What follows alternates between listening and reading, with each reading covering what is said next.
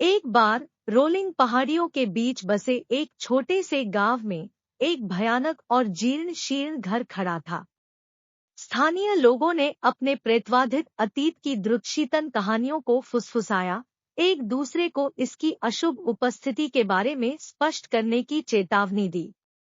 इसे वर्षों के लिए छोड़ दिया गया था, क्षय के लिए छोड़ दिया गया और तत्वों के आगे झुक गया। टूटी फूटी खिड़कियों और आईवी से ढकी दीवारों के साथ एक बार की भव्य हवेली अस्त व्यस्त हो गई थी। जैसे ही उजाड़ गांव से हवा चलती है, जिज्ञासु आत्माएं कभी कभी घर के बाहर इकट्ठा हो जाती है, बिखरती खिड़कियों से सावधानी से झांकती है। उन्होंने दावा किया कि टिमटिमाती रोशनी देखी गई है और इसके अंधेरे हॉल के भीतर से निकलने वाली रीढ़ की हड्डी में रोना सुना है। एक भाग्यवादी दिन, एमिली नाम की एक युवा लड़की, जो अपनी साहसिक भावना के लिए जानी जाती है, ने खुद को रहस्यमय तरीके से रहस्यमय आवास के लिए तैयार पाया। उसके सीने में दिल तेज होने के साथ उसने चरमराते हुए सामने के दरवाजे को खोल दिया और अंदर कदम रखा, उन रहस्यों को उजागर करने के लिए निर्धारित किया जो भीतर निष्क्रिय थे। जैसे ही एमिली ने प्रवेश द्वार में कदम रखा, हवा एक अन्य उपस्थिति के साथ मोटी हो गई। छाया ने सड़ते हुए वॉलपेपर पर नृत्य किया और एक मस्त गंध ने उसके नथुने भर दिए।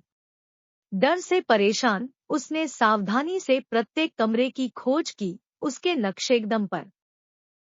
खाली हॉल के माध्यम से गूंज रहा था।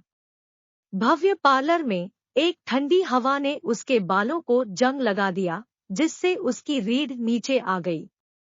वह लगभग हर कदम को देखते हुए उस पर अनदेखी आंखों का वजन महसूस कर सकती थी।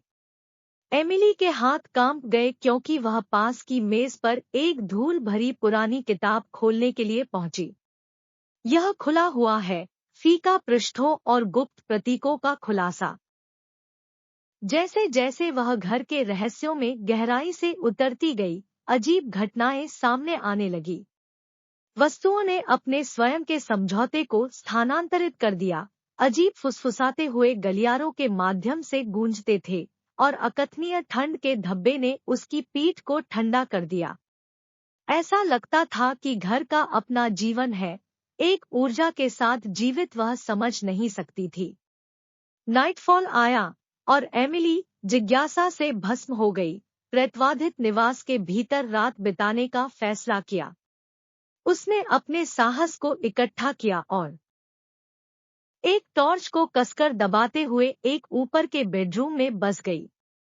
चांदनी ने बिखरे हुए पर्दे के माध्यम से फिल्टर किया, दीवारों पर भयानक छाया डाली। आधी रात की गहराई में घर जाग गया। फुसफुसाते हुए बड़बड़ाहट में बढ़ गए और अंधेरे से एक वर्णक्रमीय आकृति उभरी।